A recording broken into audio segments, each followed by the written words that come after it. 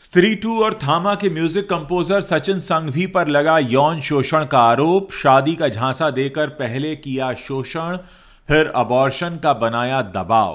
Police ने सचिन संघवी को किया गिरफ्तार, फिर मिली जमानत। वकील बोले मेरे क्लाइंट को हिरासत में लेना गैर कानूनी। आज आपको विस्तार से बताएंगे कि आखिर पूरा माजरा है क्या। नमस्कार दोस्तों, बॉलीवुड से कभी कभी ऐसी सच्चाई सामने आती है जिसे सुनकर रूह कांप जाती है। जरा सोचिए, एक लड़की का सपना जो संगीत की दुनिया में कदम रखने की चाहत में एक म्यूजिक कंपोजर से मिलती है, लेकिन वो सपना एक बुरे ख्वाब में बदल जाता है। शादी का वादा, बार बार शोषण और फिर प्रेगनेंसी का दर्द। ये कहानी स्त्री 2 और भेड़िया जैसे हिट साउंड ट्रैक देने वाले संगीतकार सचिन जिगर फेम सचिन संघवी की है, जिन पर एक 29 साल की महिला ने यौन शोषण के गंभीर आरोप लगाए हैं। 23 अक्टूबर 2025 को मुंबई पुलिस ने उन्हें गिरफ्तार भी किया, लेकिन कुछ ही घंटों में जमानत मिल गई। महिला का दावा है कि फरवरी 2024 में इंस्टाग्राम पर उनकी बात होनी शुरू हुई, म्यूजिक एल्बम का लालच दिया गया और फिर स्टूडियो में धोखे का शिकार बनाया गया, ऐसे आरोप हैं। सचिन के वकील ने इन आरोपों को पूरी तरह झूठा बताया और हिरासत में लेने को गैरकानूनी करार दिया। लेकिन सवाल यह है कि क्या यह सिर्फ एक झूठी शिकायत है या बॉलीवुड की संगीत इंडस्ट्री में छिपी पावर गेम की काली सच्चाई। यह घटना न सिर्फ एक व्यक्ति की है, बल्कि उन अनगिनत महिलाओं की आवाज है जो सपनों के पीछे छिपे शोषण का शिकार होती हैं। तो चलिए आज के इस वीडियो में इस पूरी घटना के बारे में आपको विस्तार से बताते हैं। सचिन जिगर फेम सचिन संघवी का नाम बॉलीवुड संगीत में अब तक बड़े सम्मान का प्रतीक रहा है। सचिन जिगर ने 2018 में स्त्री के साउंड ट्रैक से धमाल मचा दिया था। मिल गई तुमको, आहिस्ता आहिस्ता, ऐसे गाने आज भी लूप पर चला करते हैं। फिर 2022 में भेड़िया आई, जहां अंग्रेजी बीट और बाकी के कुछ गानों ने युवाओं को खूब झुमाया। 2024 में मुंजिया के साथ उनका जादू चलता रहा और दिवाली 2025 पर रिलीज हुई थामा ने एक बार फिर से तारीफें बटोरी। सचिन की धुनें भावनाओं को छूती हैं, लेकिन अब ये धुनें एक महिला के आंसुओं से गूंज रही हैं। 29 साल की महिला जो संगीत की दुनिया में कदम रखना चाहती थी, उस महिला ने मुंबई के बांद्रा पुलिस स्टेशन में शिकायत दर्ज की। उसके मुताबिक सब कुछ फरवरी 2024 में शुरू हुआ। इंस्टाग्राम पर सचिन का मैसेज आया, मेरे नए एल्बम में गाने का मौका है, बात करते हैं। बातें आगे बढ़ी, फोन नंबर एक्सचेंज हुए और जल्द ही मीटिंग का प्लान बन गया। महिला ने बताया कि सचिन ने स्टूडियो बुलाया, जहां काम की चर्चा के बहाने शादी का वादा हुआ, लेकिन वादा सिर्फ शब्दों का था। उसके बाद कई बार शारीरिक शोषण हुआ। महिला ने दावा किया कि वो प्रेग्नेंट हो गई और सचिन ने अबॉर्शन कराने का दबाव भी डाला। ये दर्द इतना गहरा था कि महिला ने सब कुछ सहा, लेकिन अब न्याय की उम्मीद में उसने आवाज उठाई है। पुलिस ने बीएनएस की धारा 69 यानी यौन शोषण और 74 यानी धोखाधड़ी के तहत एफआईआर दर्ज की। 23 अक्टूबर को सचिन को गिरफ्तार कर लिया गया, लेकिन ये गिरफ्तारी ज्यादा देर तक टिकी नहीं, बस कुछ ही घंटों में जमानत हो गई।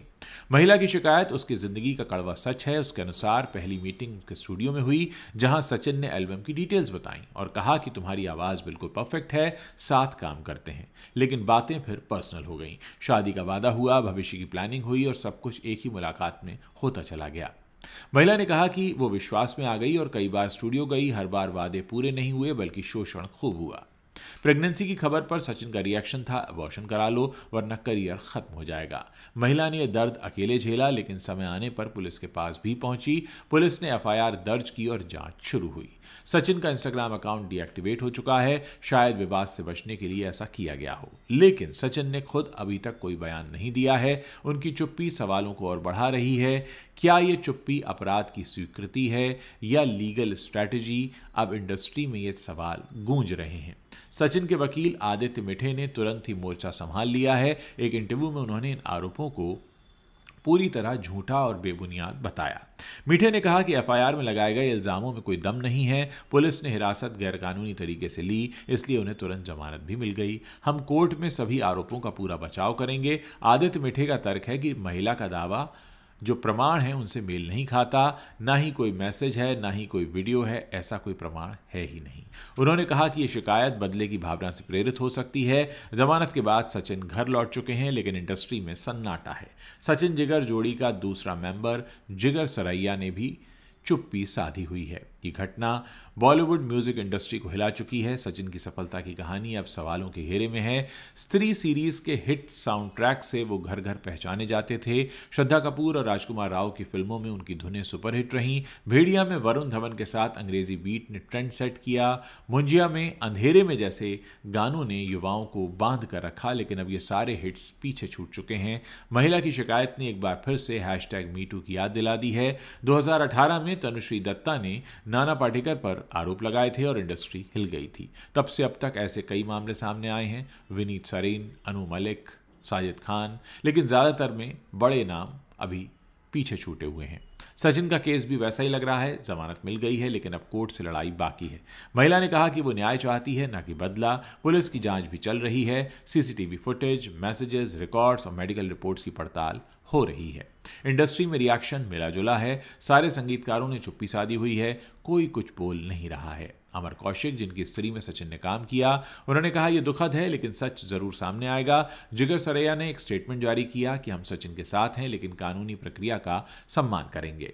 ये केस संगीत की इंडस्ट्री के लिए एक बड़ी चेतावनी है, जहां टैलेंट के नाम पर कई बार पावर का दुरुपयोग होता है। महिला का संघर्ष सबको याद दिलाता है कि सपनों की दुनिया में भी खतरे छिपे हैं। बीएनएस की धारा 69 यानी यौन शोषण और 74 यानी धोखाधड़ी के तहत ये मामला आगे बढ़ रहा है। धारा 69 में 10 साल तक की सजा हो सकती है अगर आरोप सही साबित होते हैं तो। पुलिस ने स्टूडियो की तलाशी ली है जहां से कुछ डिजिटल एविडेंस मिले हैं। महिला का बयान मजिस्ट्रेट के सामने दर्ज हुआ है। सचिन की तरफ से कोई मेडिकल या काउंटर क्लेम फिलहाल नहीं किया गया है। उनके वकील मीठे ने कहा है कि यह फॉल्स केस है और वो कोर्ट में सारे सबूत पेश करेंगे, लेकिन महिला की तरफ से कोई स्टेटमेंट अभी तक नहीं आया है। बॉलीवुड में ऐसे केसेस का इतिहास लंबा रहा है। 2018 मीटू वेव में कई नाम सामने आए थे लेकिन ज्यादातर केसेस सेटल हो गए।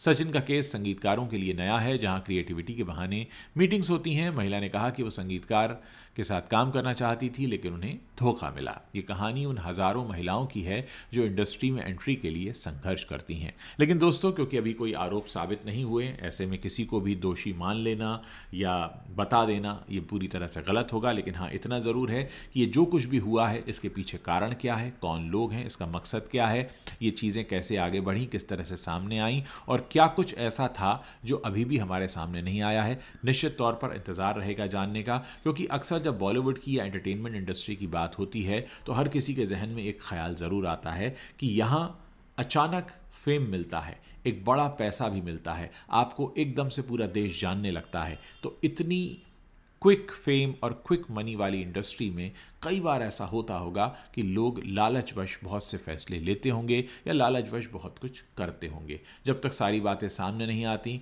कुछ भी कहना गलत होगा। लेकिन हाँ, इतना ज़रूर है कि एक महिला निकलकर सामने आई है, उसने इतने बड़े आरोप लगाए हैं, ऐसे में उसकी जांच तो होनी ही चाहिए ताकि सच सबको पता चल सके। और अक्सर ऐसे किस्से जब सामने आते हैं तो लोगों की बॉलीवुड के बारे में एक अलग तरह की सोच सामने आती है और हर कोई ये कहता है कि इस इंडस्ट्री में तो कुछ भी हो सकता है। तो दोस्तों, इंतज़ार रहेगा इस पूरे केस के आगे बढ़ने का। सचिन के बारे में या इस महिला के बारे में जो भी नया सच सामने आता है, कोशिश करेंगे कि आपके सामने रखें। उम्मीद करते हैं केस जल्द से जल्द सॉल्व हो ताकि लोग जो इस इंडस्ट्री के हैं वो राहत की सांस ले पाएँ।